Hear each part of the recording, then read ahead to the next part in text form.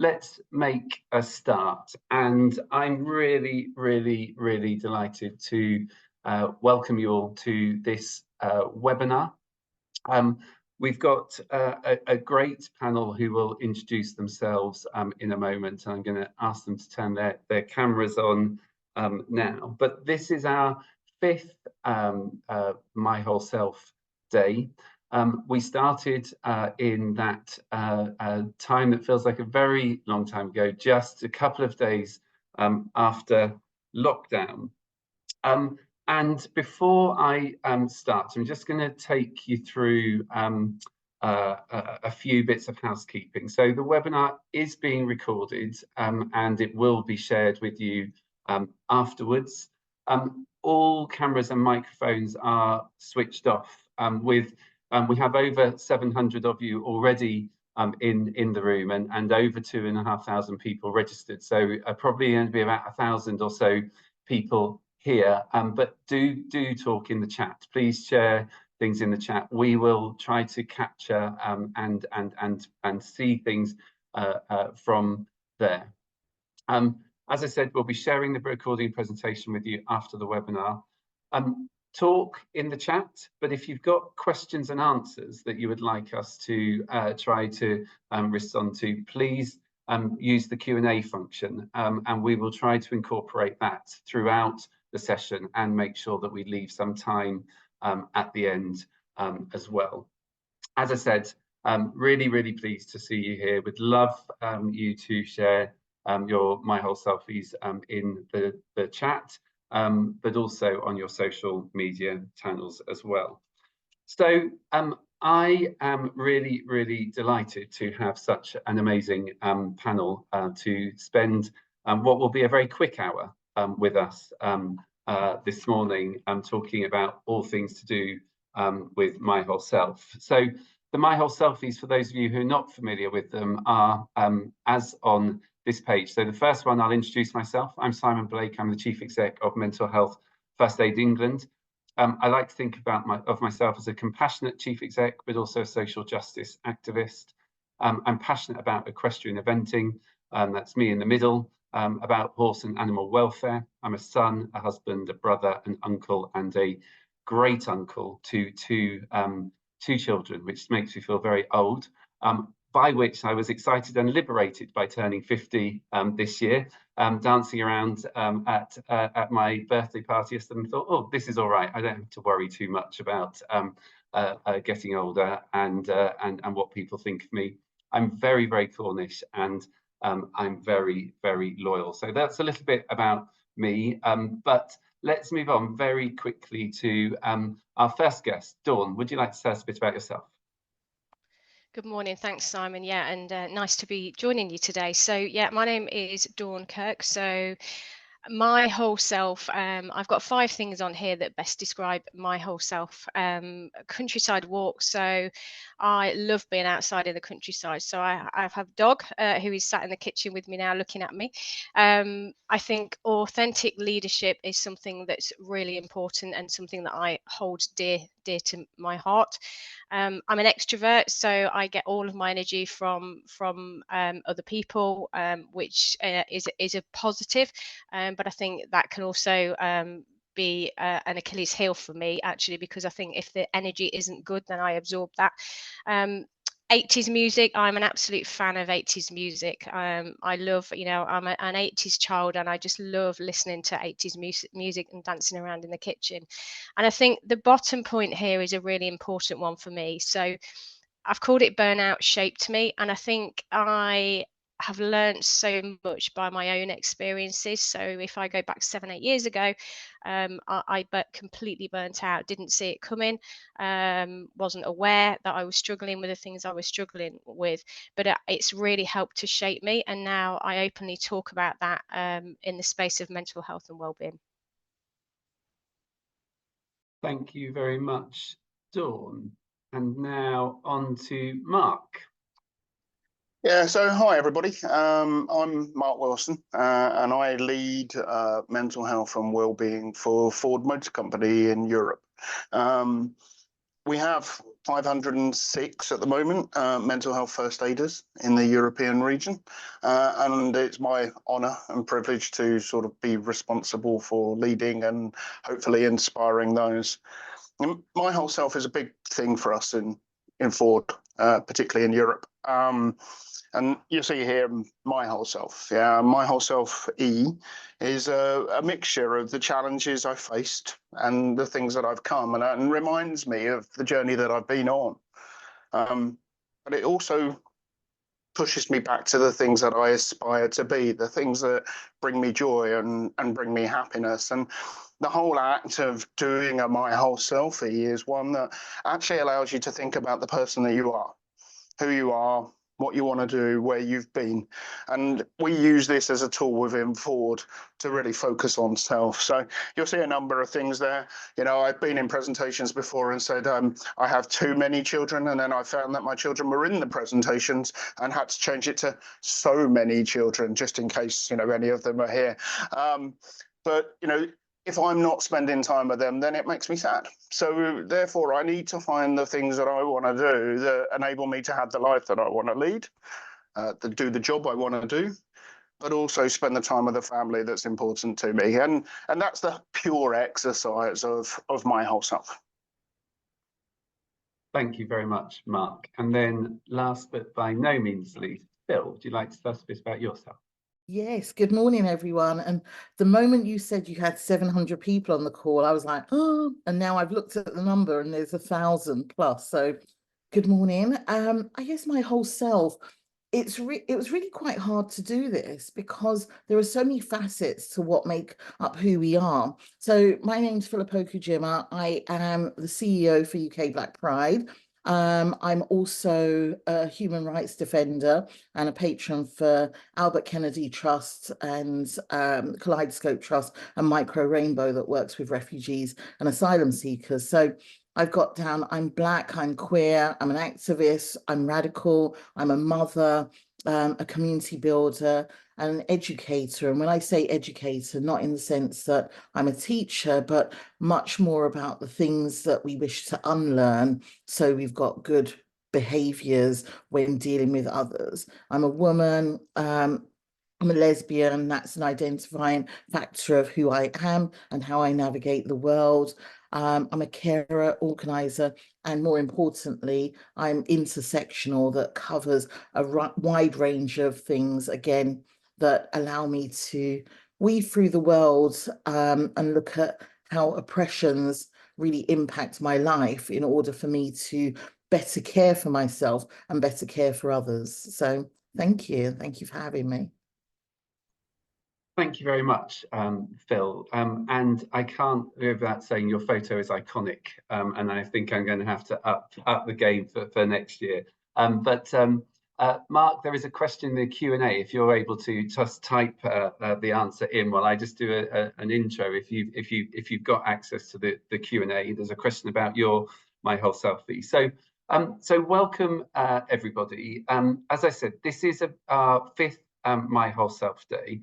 And I want to just really emphasize that this is a campaign about culture change, that sometimes people think it's about individuals and it's about individuals changing, but this is about creating workplaces where everybody feels as though they can express themselves freely and openly without fear of prejudice and without fear of retribution and with fairness and dignity. We know that that's all key to psychological safety. We know that that is easier for some people than for others because of the way the world has been constructed and continues to be constructed. And this campaign, is really just part of what is an overall drive to understanding about the importance of really reflecting on the barriers and the challenges, the systemic issues that are within workplaces, and also what we can do from a leadership perspective to create psychologically safe, inclusive workplaces where both well-being and performance really drive each other. We know that when people feel safe at work, it unlocks innovation, it unlocks excellence, it improves productivity, it improves our feeling of satisfaction at work. And if those reasons are not enough, it also all the evidence shows it improves the bottom line as well. So this campaign is a year-round campaign. Today is a day which we aim to just bring it all to a head and just provide that springboard for people to really think, what have we done well? Celebrating who we are, the progress we've made, but also what can we do in the year ahead. So what I would just like to do is give you a couple of statistics about why My Whole Self matters. So 1 in 5 employees have said that discrimination and exclusionary behaviours have had negative outcomes on their mental health in the last 6 months. And 1 in 7 employees have considered quitting their job as a result of discriminatory behaviours. So those are 2 of the key headlines which I think if we needed any evidence that things have to change, those are certainly 2 which I would go for. So we just want to ask you a question on the poll, which I think a colleague is going to put up now. How often do you feel like you can bring your whole self to work? And Ellie, apologies if I just messed it up when it came on and I've turned it off, but hopefully you can get it back on the screen for us. Or does it come from me? Here we go. There we go. Brilliant. So 15% of you have said always, 42% said often, 33% have said sometimes, and 8% have said rarely. 1% have said never. So just be interested, Dawn, perhaps any immediate thoughts on the results from that poll? Yeah, I think it's interesting, isn't it? Because I think it demonstrates that as much as we have come a long way in this space, and I think you said, Simon, this is what the My Whole Self campaign supports, isn't it? How we can encourage that across organisations.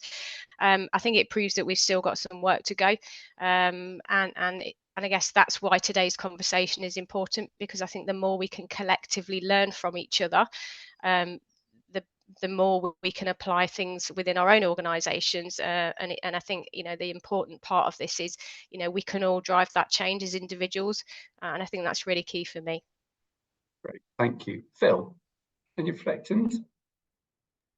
Yeah, I guess when I saw the 42% often, I wasn't actually surprised. I was expecting it to probably be a lot more, but I guess if it's not as much as I thought it was going to be, maybe there's something about how we use our own coping mechanisms to get past things, and we kind of brush it to one side so we can keep on doing the necessary work that we have to do. But as Dawn said, it shows us that there is some work to do, and I certainly know that. Thanks, Phil. And Mark? So I think, yourself and your view of yourself is absolutely critical to your happiness. Yeah. And, whenever I see anybody that feels that they can't be themselves, I find that, a very hard thing to hear and to deal with. Yeah. And I think it's really important that you consider the factors of why. Why can't you be yourself? What is it that actually stops you? What is it that you need to do to address that? If you're hoping that others are going to address that for you, but you haven't actually said what it is that you need, then what can you do? How can you start those conversations? Because being authentic and bringing yourself to work requires a starting point. It requires you to be able to express your feelings. It requires you to be able to say the things that you want to say. And if the environment feels hostile, then is it the right environment for you? What can you do about that? How can you change that? Who can help you in changing that? What are the things that you need to do to try and get to that? So, whenever I see anyone that's struggling, the first thing I want to do is listen to them and to hear why. So I would recommend that person or those people actually have those conversations with people that they trust around them, and see whether there's a way that they can actually bring out the ability to enable themselves to be able to bring a bit more of themselves to work.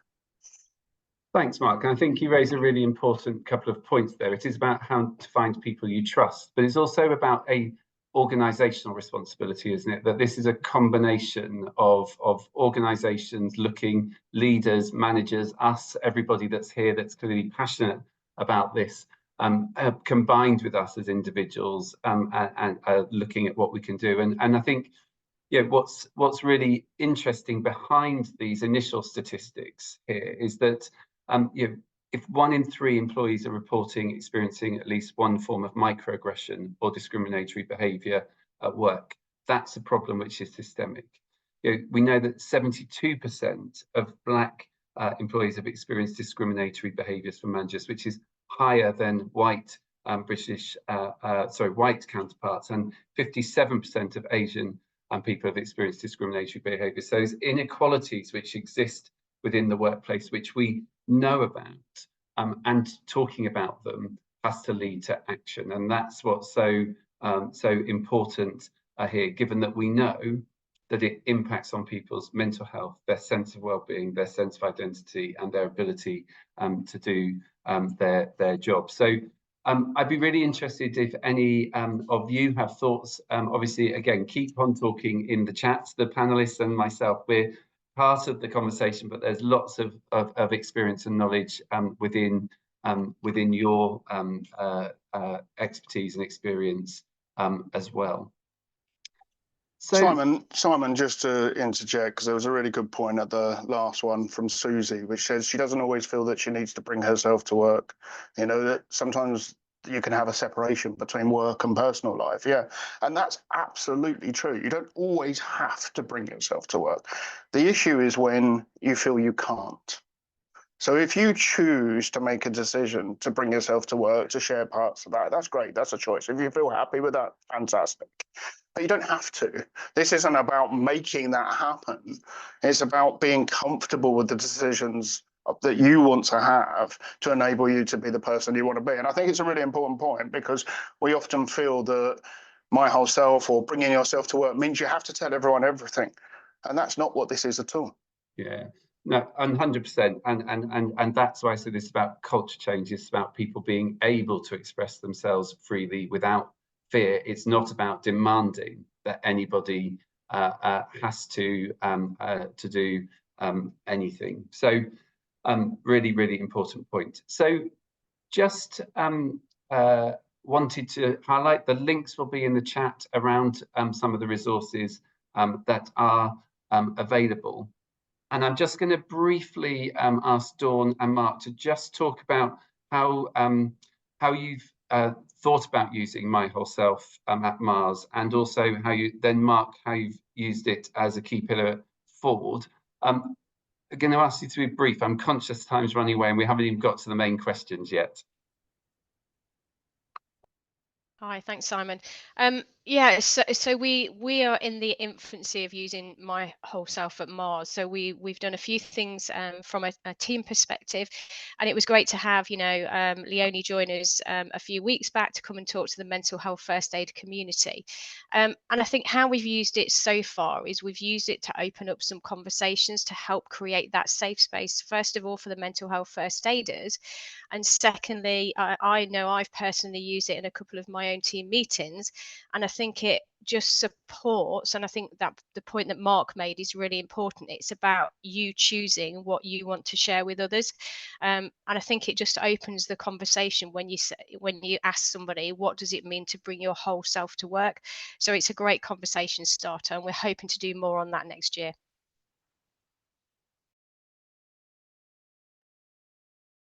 So early on in my career, early on in this role, and I've been doing this role now for about 18 months, I had a lot of imposter syndrome. And I was sort of sitting there, my background's actually IT, so I've done IT at Ford for 27 years, and it was an honour to be asked to move into this role. But when I first got into the role, I was sitting there thinking about, well, what do I actually want to do with this? What does it want? What do we want well-being to be? What does it mean? And it's a really interesting thing, because well-being as a word is often said and used a lot, and it's the feeling of being well. But if we don't understand that feeling of being well, if we don't actually take time to understand what being well means, then how can we aspire to get to it? So we started to think about the definitions of what does feeling good mean? What does it mean to me? And it all comes down to self. Yeah, it all comes down to myself. How do I feel about myself? And how do I feel about the things that are happening to me? How do I feel about the things that are going on in my life? How do I feel about the challenges? Depending on how I feel about the challenges enables me to feel good or to feel bad. So we put my whole self at the beginning of that journey, trying to understand the value of who I am, who do I want to be? Because when I understand who I am and who I want to be, then I understand the things that make me happy. And we don't spend a lot of time generally thinking about emotions, we just experience them. But if you actually want to have good emotions, you have to work out what drives those good emotions. So by using my whole self to define my challenges, adversity, the things that I've been through, by using it to find the things that are important to me, that make me happy, then I can actually start to come up with a plan that drives me towards that. And that's the core of what we did. So we developed a curriculum called Wellbeing 101, and we put my whole self at the beginning. Brilliant. Thanks, Mark. I'm in danger of throwing panelists off because I'm going to go off the beaten track, but you all know me well enough to know this. There's a really important philosophical question in the chat, which is from, I think it was from Brian, which is about, Brian, about bringing my whole self to work. And Phil, I think that you are probably the perfect person to answer this and just say it isn't straightforward. So over to you. Okay, no pressure, but yes, it's a brilliant question from Brian. I guess as I'm listening to my two colleagues, Dawn and Mark, on the call, I'm really connected to what they're saying. And at the same time, I guess when I hear words like authentic, I see it as rather subjective, because language is important in understanding where you sit. So I may see myself as authentic, but somebody else will not. So I think that is quite subjective within itself. I guess the points that I really wanted to make, though, Simon, was more around the conversations that we do have about whole self. If we were to take whole self quite literally, I couldn't bring my whole self to work because I'd probably be sacked in a heartbeat. I'd wear a rah-rah dress and jelly shoes and a belly top or something, and maybe every now and again the odd little colourful word might come out when I'm overly excited. But I think, Brian, when we're talking about whole self, it's, as Mark said, it's feeling comfortable in the choices that you make. But there's a much deeper question here for me about, does the workplace that you're in have the opportunity where the ground has been fertilized, which feels right, it doesn't feel hostile, for you to talk about some of the pressing issues, which are normally the root causes of why we can't be our whole self at work, or why we can't speak to various things.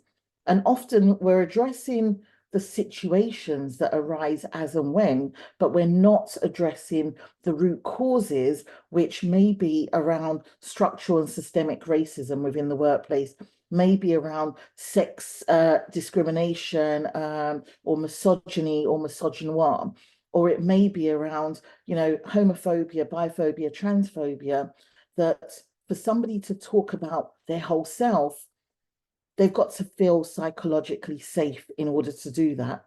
And some of those root causes, whilst we probably got the most amazing people on this call, we're often speaking amongst ourselves because we understand how we want to be treated or how we want to treat others. And it's reaching out to those that may not actually care too much about it, and they're very much self-centered in their approach to, well, I can bring my whole self to work, because they don't have to actually think about any of the other factors or facets that make up the difference or the diversity or the nuances or the complexities in a workplace. So I'm really glad that Brian raised this, because it's also important to address and understand where he's coming from, or the narrative or the language or the root causes.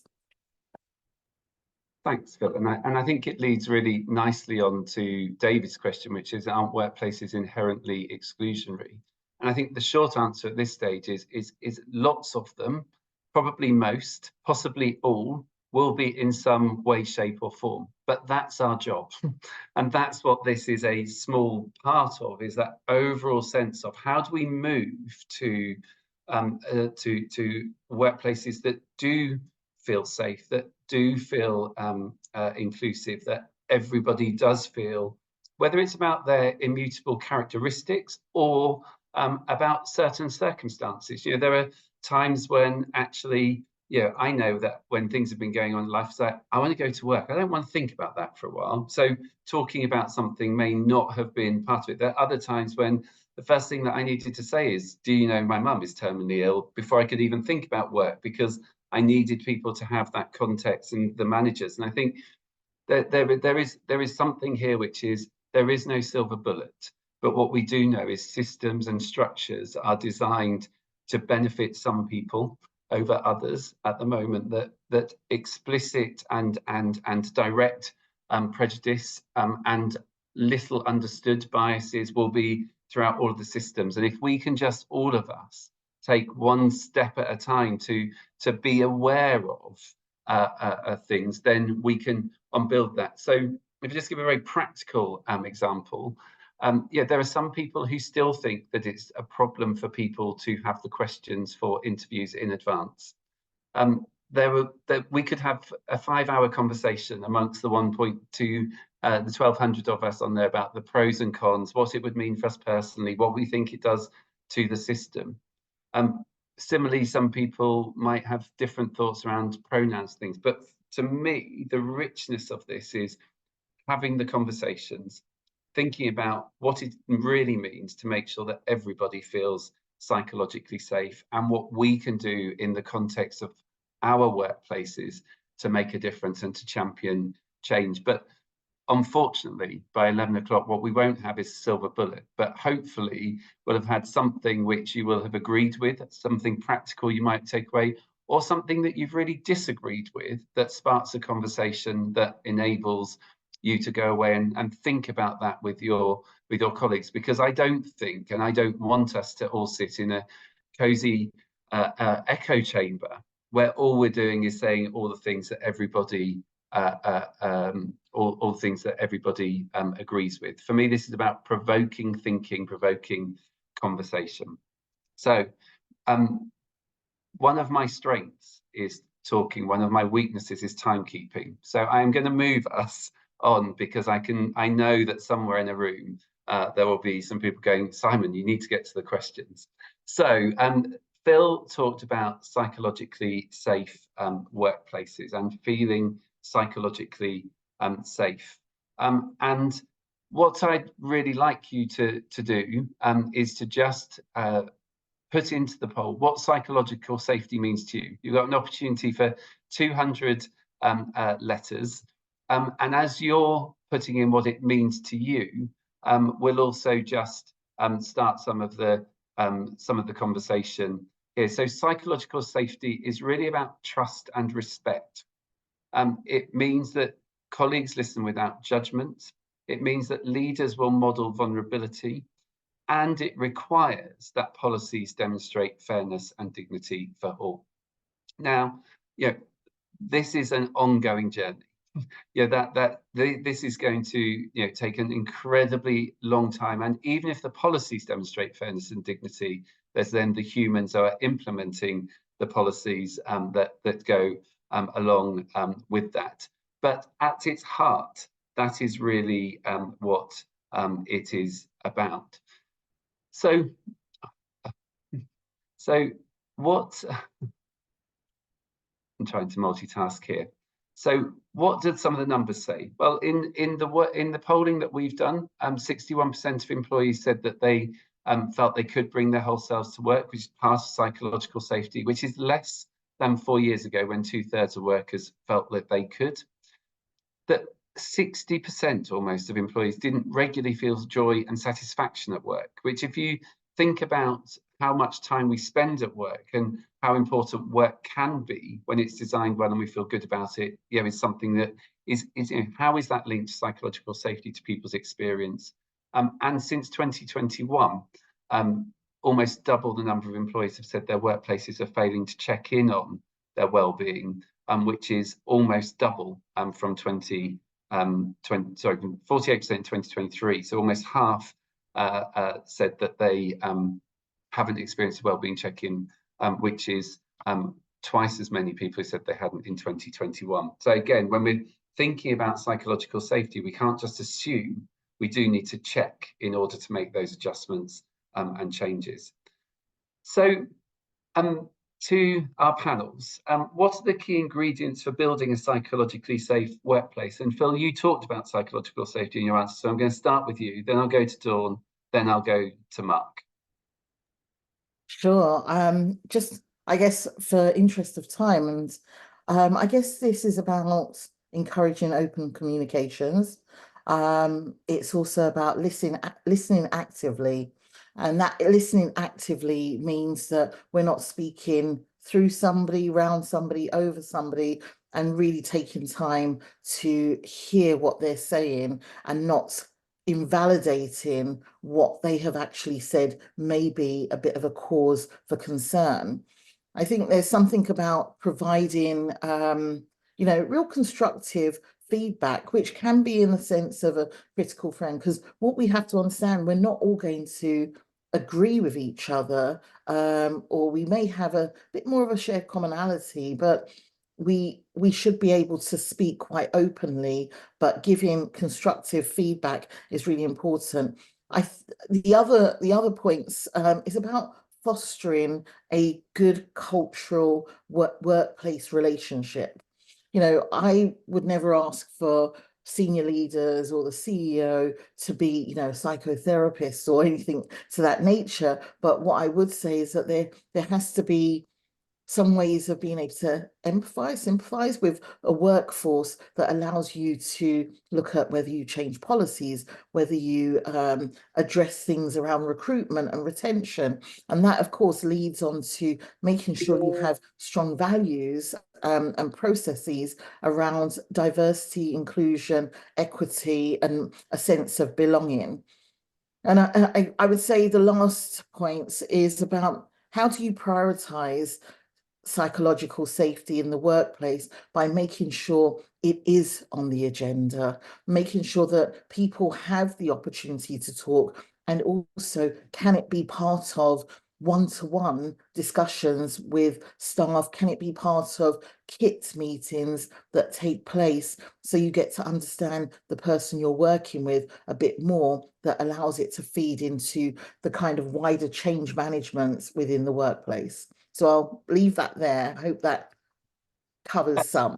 It does indeed. And Dawn, can I ask you to pick up the specific point about building empathy as a leader? It's something you mentioned in your My Whole Selfie about authenticity. So as a leader, how do you build that empathy in order to understand, as Phil's just described? Yeah, thanks, Simon. I think, and I think it is just about leading by example. So, and Mark and Phil have both touched on this. It starts with us. So I think, we absolutely have to model the behaviour that we want to see in this space, and I think that's where the authenticity comes from. I can't expect to see others demonstrating and sort of modeling the behavior if I'm not doing it myself. So that's the first point. The other point I just mentioned, and just to build on what Phil said, is I think when you talk about senior leaders within businesses, I know at Mars we have got some incredibly brave senior leaders who have helped us open the space around these conversations. So they have come and they've shared their stories, and I think that's a really great way to show employees and the teams and the workforce that the space is safe if senior leaders can demonstrate that. And I think, again, it Phil's touched on this, it's that role modeling and what we want to see from others.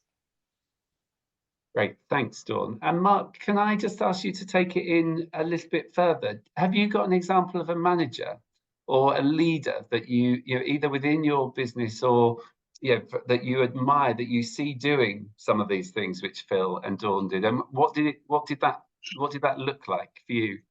Yeah, I mean, it's you know, if you ask me, if I'd been the first person to answer the question and you'd ask me what was the single most important thing, I would say it's empathetic leadership, 100%. Yeah, you can't outsource this. You can't give it to somebody else to do.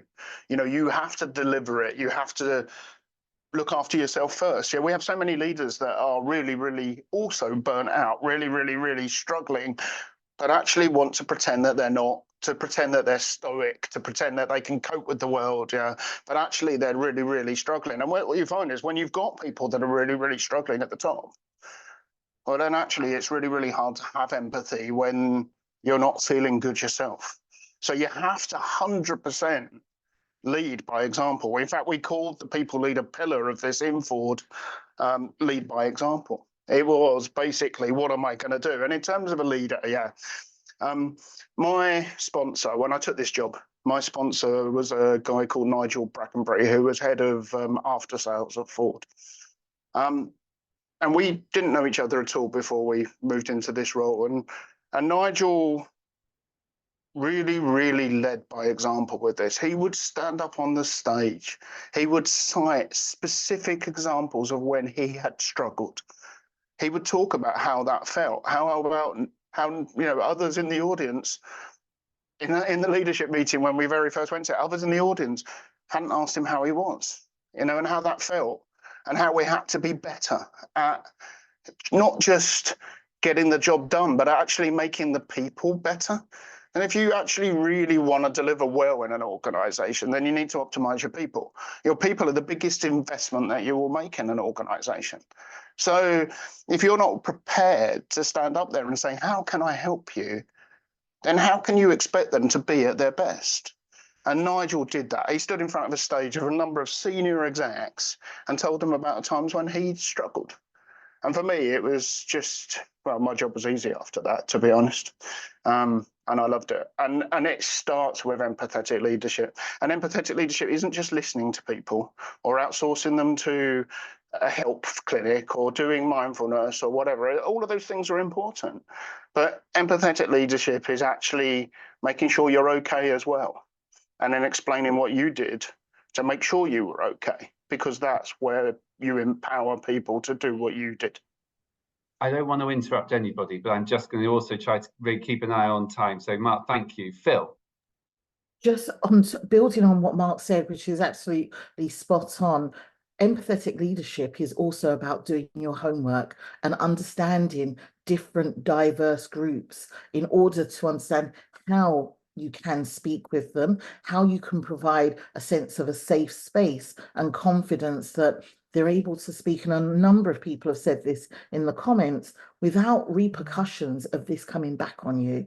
Because that's why people often do not speak up, because they fear that actually, if I do say something, if I do challenge, or if I do air my concerns, then I am going to be either victimized, or I'm going to be shone out, or I'm going to be bypassed for opportunities, which then often sends them into a kind of dark, soul-destroying place. And I think both Phil, Mark, and Dawn, actually, you've spoken to a bit that's going on in the chat, which is about this doesn't feel possible equally for everybody, and the term minion has been used, which I'm not keen on the word minion. I think but I recognise the spirit in which it's been used about people who are more junior within organisations may feel that this is harder, and I think it is really important to recognise that there will be there might be hierarchical reasons, there might be organizational cultural reasons, there might be personal confidence reasons, there might be a whole raft of different reasons why this is not always easy. And I really don't want anybody to go away believing that that we know that there aren't challenges with it, that there aren't difficulties, that there aren't different barriers for different people in different circumstances.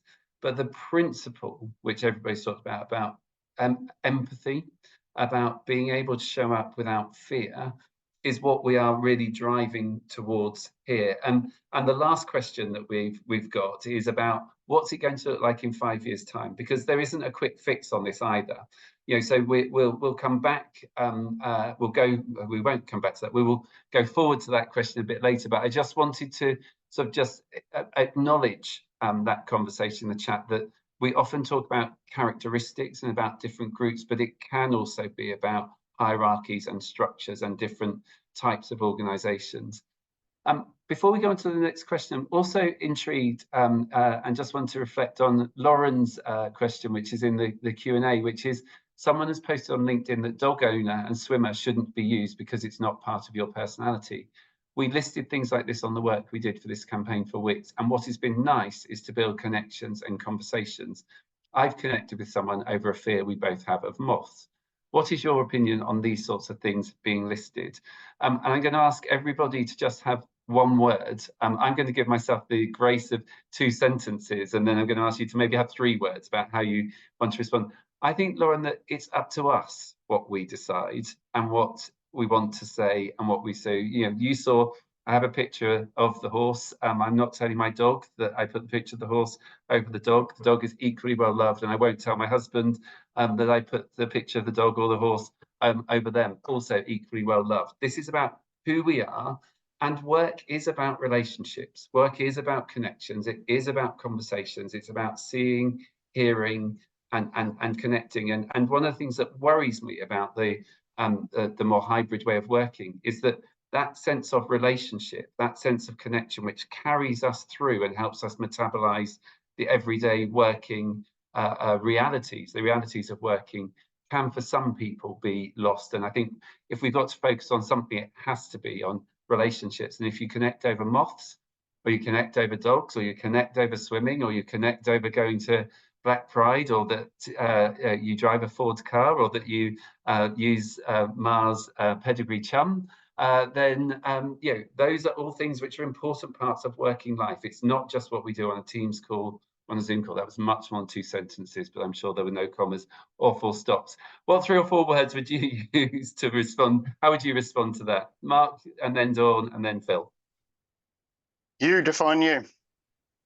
Brilliant. Simple as that. No one else. You define what makes you happy. Dawn. It's about being authentic, and that's my way to be authentic. And Phil. Acceptance of ourselves. We don't want to go down the line of policing what people say, what they do, invalidating what makes them them. You know, English is not my family's first language, so I might put something down, and if it doesn't fit the social quote unquote norm, I could be excluded from conversations because of that. So this has got to be about acceptance. Brilliant. I wish we had 4 hours rather than 1 hour, so I am going to just move us on. One of the things which we did last year was to really recognise the role of line managers, and we know that our line manager, you know, is so important in welcoming us on the first day, on helping us through the good times, on telling us when we've done well, on helping us when we might be struggling, on helping us to navigate the challenges. And we produced a manager's toolkit. What the Chartered Management Institute shows us is that most of us, myself included, became a manager by accident, not because I was good at people, not because I knew how to have a good quality conversation, but because I could run a good project. And almost 80% of managers are accidental managers, which is remarkable when we think about the power that they have to really address these issues which drive success. So do have a look at that toolkit if you haven't already. But what our research last year showed, this is a third felt out of their depth supporting their team with mental health concerns, which rose to almost a third of managers who were under 25, rising to almost a third of managers under 25. So it's really critical that we provide that support to managers and think about the training that they provide. You know, none of us, I used to work in sex education. We always used to say, you're not born a sex educator, you have to be trained. We're not born a good manager, we have to be trained. But those skills of developing relationships, that humanity, is something which we can have. And I can see lots of comments in the chat about the link being broken. So please, could somebody in the team have a look and do a fix on that, and try and make sure that link's mended. Whilst we go on to talk about any tips that we have for creating a healthy workplace wellbeing strategy. So again, if I start with Dawn this time, I'll then go to Mark and then finish with Phil. 3 or 4 top tips for creating a workplace wellbeing strategy. Thanks, Simon. Yeah, so my thoughts on this, I think I'm going to pull out 3 actually. So one is demonstrate, and we've touched on this, I think all of us have commented on this. One is to demonstrate the behaviours I would like to see from my team and my colleagues and my workforce, wider team. So the example I would use is, I historically used to be terrible at working through my lunch. So now what I do is I block an hour out, and that doesn't mean that I have an hour's lunch. What it means is within that hour, I will get 30 minutes of break to go and, walk the dog at lunchtime to give me some headspace, have some lunch, or catch up on emails. And I think that's something that we've tried to encourage across Mars. The other one I would say, and we've talked a lot about this today, is please don't underestimate the power of connection, because the power, and Phil was talking about this earlier, the power of connection, whether that's the line manager conversation, your colleagues, can really help to create that safe space where people feel they can just step into and say, actually, I'm having a really bad day today and I need some support. I think if you haven't got that, what you risk is people struggling and not asking for help. And I guess the third one I would use is, and we do this a lot at Mars, is just have some fun. We are at work for a long time, in the day, and actually it's good to have some fun in the workplace. So whether you've got a team that leads your fun agenda, or whether it's just having some laughs with the people you sit next to, I think that's really important, because the power of laughing as well to defuse stress of the day, anxiety of the day, I think is really, really underestimated. That'd be mine. Love that, Dawn. Key message: we often don't talk enough about fun, and if we're lucky, work will be fun, but what is it that we can do to create those spikes of joy and fun throughout the day for ourselves and others as well? Mark, your 3 or 4. Yeah, so I think the biggest and simplest, most effective thing that we can do is to build in time for the conversation. We just never, ever have time for this stuff. We don't have time for it ourselves. We don't have time for it at work. We don't have time for it at home.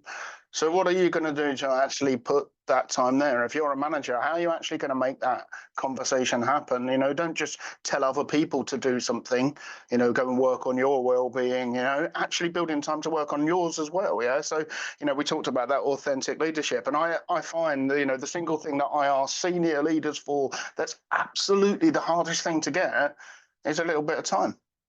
It's the simplest, smallest little thing, but actually having the time to spend thinking about well-being, to spend thinking about what am I going to do about my well-being, is gold dust. I mean, that absolutely is the big thing that you need to do. So as an organization, you need to value the subject, but you also need to build in time for the subject. You need to create breaks. You need to create those things that are going to happen. And everybody needs to know their roles. Individuals, everyone's individuals. People leaders are still individuals. You just get an extra responsibility if you're a people leader. You're an individual in the sense that you've got to look after yourself, but you have the extra privilege of looking after other people. And I think that is a privilege, and you need to think about that. You need to think about, how do I actually get the best out of my people? So what we see lots of resources in organizations, but we don't see much help to actually get to them. We don't see many joins. We've got our mental health first aiders, and our mental health first aiders are there to signpost us to the things that we need. But we need to create time to actually introduce our mental health first aiders and to explain their roles. To say, this is what we want to do with you. This is what you're here for. This is how you're going to help us. So I think ultimately the key thing for a strategy is create time to actually have the conversation about well-being and fix all the bits that are broken, all the gaps. There's no point having loads of resources if no one's actually using them. Thank you, Mark. And again, I think it's really important. One of the things which I've been really reflecting on as I've been trying to help my 22-year-old,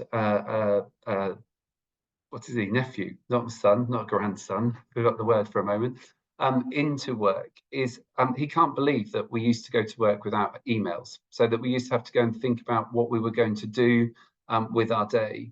And that sense of emails taking all of our time and all of our headspace, I think, is a really important addition to what Mark has just said. You know, there is nobody, I hope, with a job description that says empty your email inbox every day. But yeah, email was designed as a tool to help us, but has actually become a time hoover. And thinking about how we use emails ourselves. Do we need to copy in 15 people? Do we need to see any of the CC emails, or could we just pick up the phone, send the email? We'll create a time. I think when I get slightly older, I'm going to have a campaign against email, but that's not for now. I'm an ex-IT person, Simon, and I hate email, so I can say that. Yeah. But fundamentally, yeah, workload is infinite. That's not a bad thing. You want workload to be infinite. If it's not infinite and you get to the end of it, then you're not needed anymore. So if you accept that workload is infinite, then how do you actually approach that so that you can get the best out of you in the time that you've got? You're on mute, so I'm sorry. Phil, if you want to answer that question, which Mark has just proposed, then feel free. Otherwise, top tips for workplace wellbeing. I love how you throw me in this, Simon. Just to let you know, Simon and I go way back, tons of conversations around this very subject matter, where I guess we've helped balance each other and understand each other and cultivate a really good relationship around, what do we do to be better and do better. So I guess the tips, I mean, both Mark and Dawn have pointed out some great ones. I just want to highlight on joy. Oh, I love that, because I actually ask my team at the beginning of our Monday team meetings, what's bringing you joy today? Because there's so much happening in the world. We know that everything feels rather turbulent. So by me asking them what's what's bringing them joy allows us to really understand where we're at the beginning of the week. So thanks for raising that, Dawn. I think setting clear boundaries for me is really important, and establishing, a clear way of what a healthy workplace looks like. This comes down to, again, conversations, because what I may think is a healthy workplace may be very different to the trans and non-binary team members that I have, because we all experience things in different ways. Building positive relationships comes back to that point about what is bringing you joy, but also what are the things that you might be concerned about in the work. And if you have built up empathetic leadership, you may feel confident enough to ask, is there anything outside of work that is causing concern that may impact on the ways that you need to work, like making reasonable adjustments? Is not just about providing, an earpiece or using an IT system that speaks to, like, I don't know, JAWS or a Dragon user. So it's really important that a relationship that is built is one that allows your team members to give their 100% and their best, but you have to give them your best. And then I'd say, lastly, this is creating a sense of belonging, which does go back to the DE&I agenda.